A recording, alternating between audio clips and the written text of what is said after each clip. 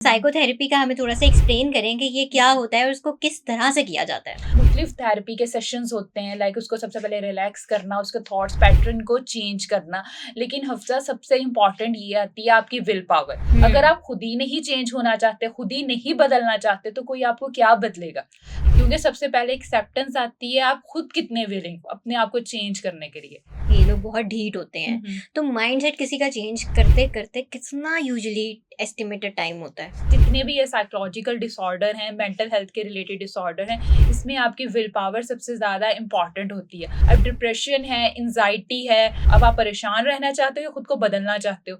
इसीलिए बाज़-औक़ात कुछ पेशेंट्स ऐसे आते हैं कि स्वीयर लेवल पे होते हैं लेकिन बहुत जल्दी रिकवर कर जाते हैं। क्या इनके माइंड पे कोई चीज़ ऐसी इफ़ेक्ट करती है कि ये बंदा मेरे से दूर रह रहा है, मैं अब इसके पास स्पेशली जाऊँ और इसको तकलीफ़ पहुँचाऊँ? एंग्जायटी के पेशेंट हो, डिप्रेशन है या ओसीडी या कुछ भी है, आपकी सोशल लाइफ सबसे पहले इम्पैक्ट करती है। अगर आप अपनी सोशल लाइफ को खत्म कर रहे हो तो आप पे ज़्यादा वो है, अगर माइल्ड लेवल का है तो स्वेयर पे चले जाएगा। तो इतनी बड़ी दुनिया, कोई तो आपके साथ चले, कोई नहीं चल रहा तो इट्स मीन आप में ही फॉल्ट है, आप ही खुद को चेंज कर लें। अच्छा, साइकोथेरेपी की आप बात कर रही हैं, ज़रा साइकोथेरेपी का हमें थोड़ा-सा एक्सप्लेन करें कि ये क्या होता है और उसको किस तरह से किया जाता है?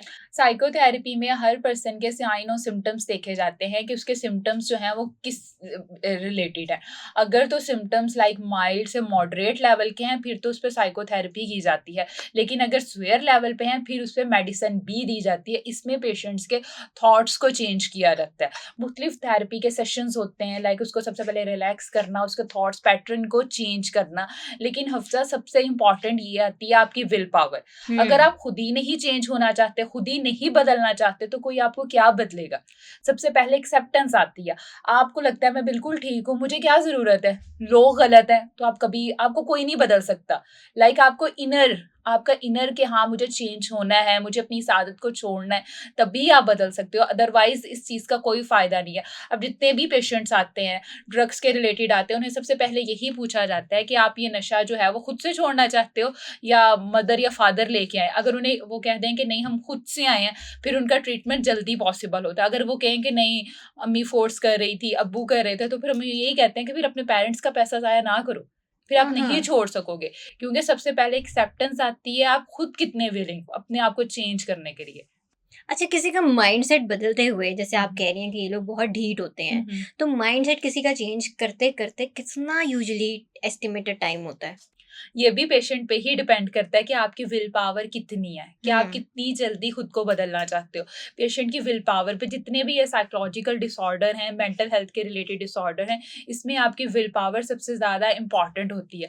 अगर आपकी विल पावर है कि मैंने अपने आप को कवर करना है और जल्दी कवर करना है, तो आप जल्दी ठीक हो जाओगे। अगर आपको लगता है कि नहीं कुछ भी नहीं है, सिर्फ मेडिसिन से, क्योंकि हमारे यहाँ पे लोगों का एक कॉन्सेप्ट है, अपने लाइफ़स्टाइल को चेंज नहीं करना, बस मेडिसिन सुबह-शाम खानी है, वही ठीक हो जाए।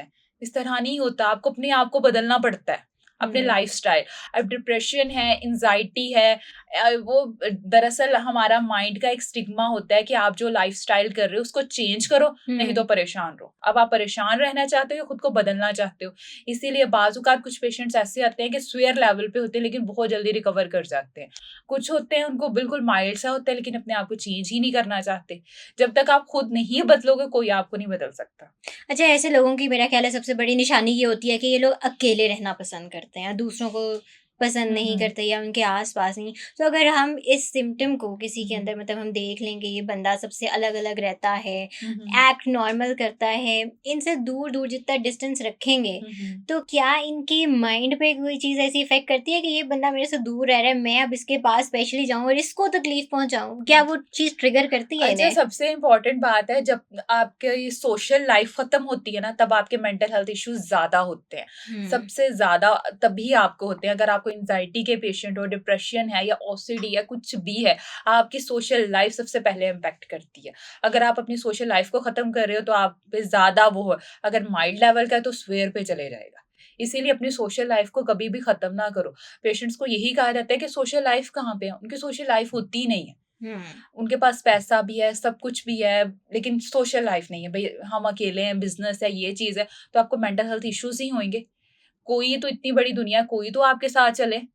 कोई नहीं चल रहा तो इट्स मीन आप में ही फॉल्ट है, आप ही खुद को चेंज कर लें।